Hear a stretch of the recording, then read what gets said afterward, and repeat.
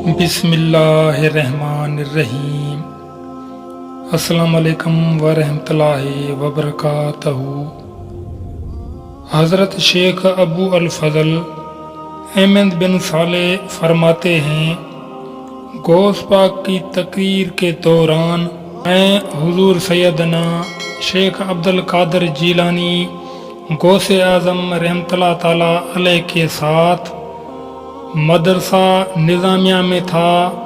آپ رحمۃ اللہ تعالیٰ علیہ کے پاس فقہا اور فقراء جمع تھے اور آپ رحمۃ اللہ تعالیٰ علیہ سے گفتگو کر رہے تھے۔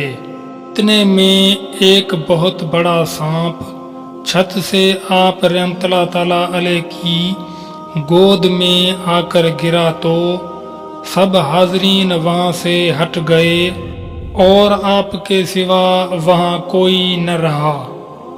وہ آپ کے کپڑوں کے نیچے داخل ہوا اور آپ کے جسم پر سے گزرتا ہوا آپ کی گردن کی طرف سے نکل آیا اور گردن پر لپٹ گیا۔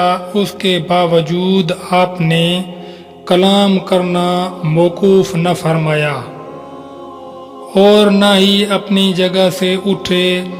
پھر وہ سانپ زمین کی طرف اترا اور آپ کے سامنے سانپ اپنے دم پر کھڑا ہو گیا اور آپ سے کلام کرنے لگا۔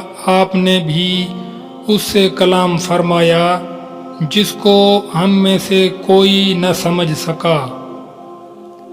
پھر وہ چل دیا تو لوگ آپ رحمۃ اللہ تعالیٰ علیہ کی خدمت میں آئے اور انہوں نے آپ رحمۃ اللہ تعالیٰ علیہ سے پوچھا کہ اس نے آپ رحمۃ اللہ تعالیٰ علیہ سے کیا کہا، اور آپ رحمۃ اللہ تعالیٰ علیہ نے اس سے کیا کہا۔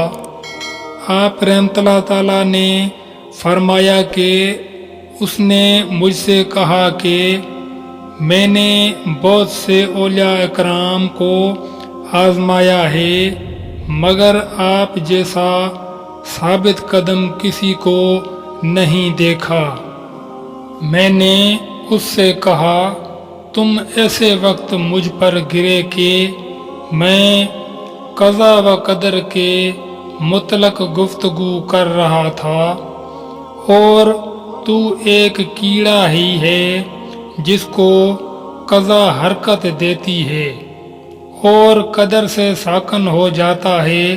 تو میں نے اس وقت ارادہ کیا کہ میرا فعل میرے قول کے مخالف نہ ہو۔